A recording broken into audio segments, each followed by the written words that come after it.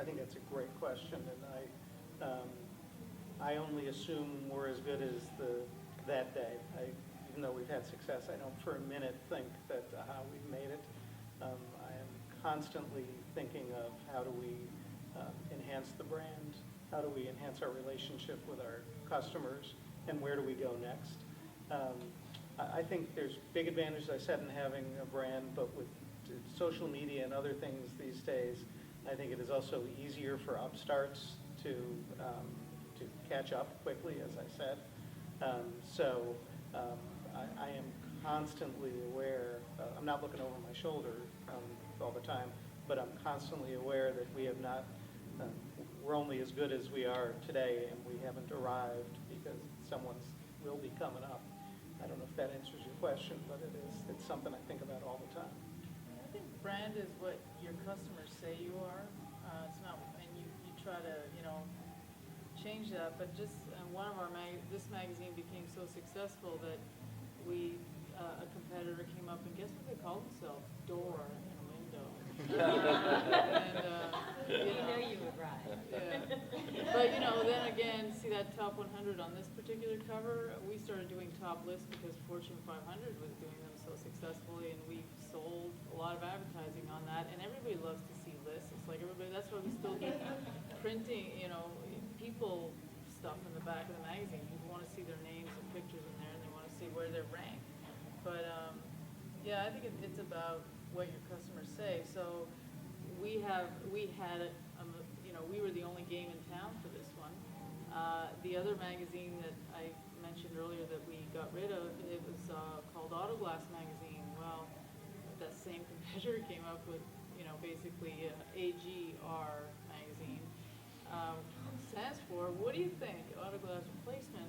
And but they ended up taking over our brand, and or they ended up being the winning magazine because that industry has so much consolidation. But that was one that I said, okay, you took who we are, and you can have it basically.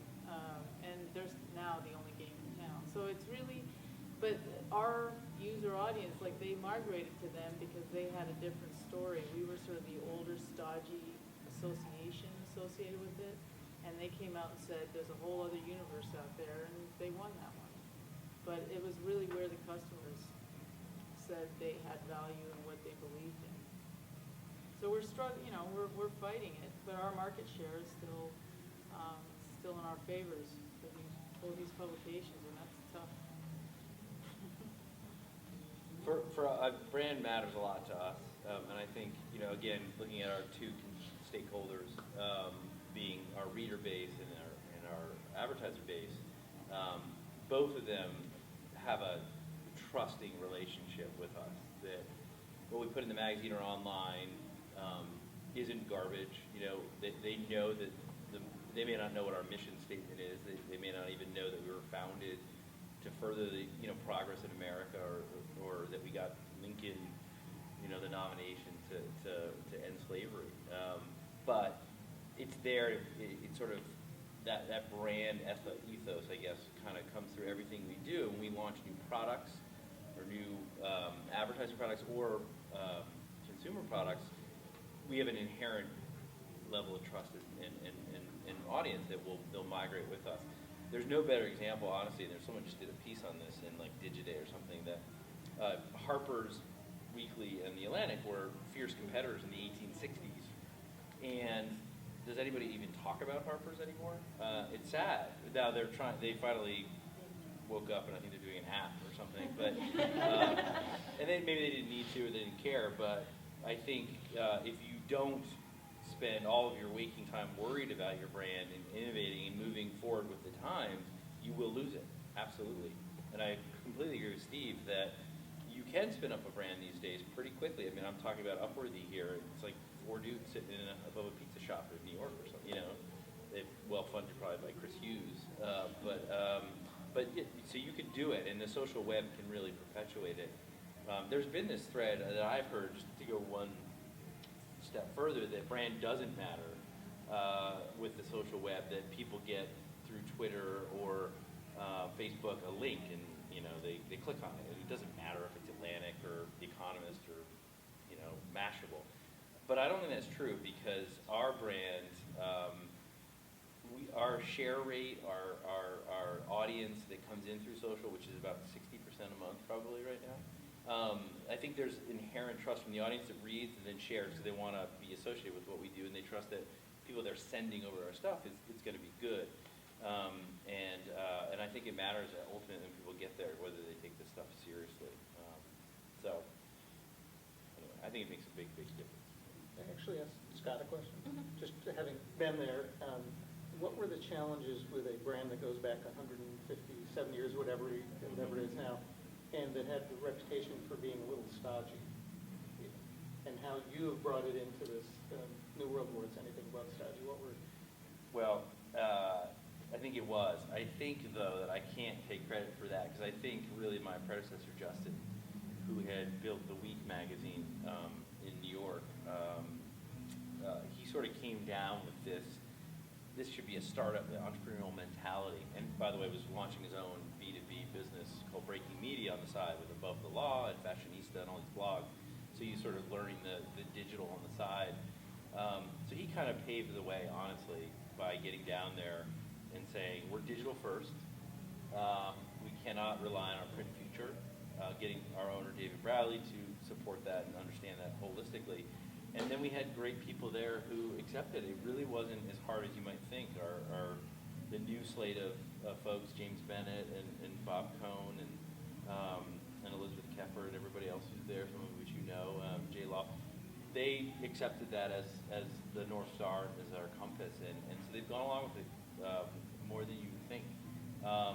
Now, so that's the internal. So it wasn't that hard to innovate, push forward, do new things. Externally, there was that stodgy reputation. I think just by being out there and growing the audience and the social web, I feel like over the last 3 or 4 years has really helped because I go out to the West Coast now. I went out there in 2009 and people were like, what's the Atlantic? I go out there now and Twitter and Facebook want to meet and Google and they're excited about this new brand, the Atlantic. So yeah, I mean it's sort of, I don't know, and I guess that's a self-reinforcing cycle too, where the people, the internal stakeholders are seeing the success that we're having and then want to do more innovation and are not afraid to take risks. But it's definitely a cultural thing too. So everybody have time for one final question? So who wants the final question? I went ahead and asked it without you saying yes or no. We have one more final question? So, Margie, you're looking. Yeah, I'm looking at some of the questions that we still have from the distance education class, and I think I'll ask Steve, when you started Bethesda Magazine, what things worked and what didn't work when you first started? Or what were you thinking? Yeah. What worked? I think the thing that worked was that I'd been living in this community for 15 years at that point. I'd been living in Chevy Chase. And I had been living the life of our readership. And I think that helped hugely, that I knew from living that and knowing the people that I knew what our audience was interested in. I was in the same place in life. It's actually become a little bit more of a challenge now as also the editor of the magazine, because I'm now older than our average audience. My kids are out of the house, and so I have to work much harder to stay in touch with sort of our sweet spot, which is a 45-year-old woman of our audience. So really do have to work harder to understand what's on their mind. What didn't work? This is a very specific thing. I made some real mistakes in hiring salespeople who were well known in the community, were incredible with people. Everyone loved to be around and couldn't sell a thing.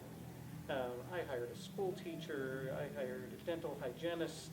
They just were beloved in the community, and they were just afraid to ask for the sale. Right. Couldn't close the deal. money. Yes. Then the other mistake I made, I'll just say in closing, is that we got a big break early on. This was back when the Washington Post still had a local Monday business section, and they were doing a story on us. And it was the lead story in that Monday. And the photographer came to our house because we were working in our basement, and I had clothes on like this, but I didn't have any socks on. I wasn't going anywhere. I just had, Sperry's on, topsiders. And I said to the photographer, like ankles aren't going to show, right? He said, no, it's just going to be here up, and the Monday the issue comes out, and there's the picture of me sitting there with my bare ankles. But that was another mistake I made. Well, it's funny that you mentioned that, because I read that article. It was at a time when I was thinking about changing my career, and I lived in Bethesda.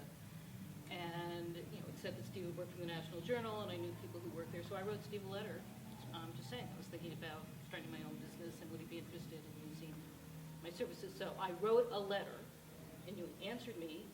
6 weeks later, you called me, and he actually needed a little help, and when I realized, okay, somebody can use my services, and I saved you a little money, and that's when I realized I could go off on my own. So because of that article, you were able to get a lot of... Thank you, bare ankles. I didn't even notice the bare ankles, but you were able to get a lot of visibility in the community, and you really helped me launch my career. So it all comes full circle. So, well, first of all, I think I want to thank the panelists. I think this was a great discussion.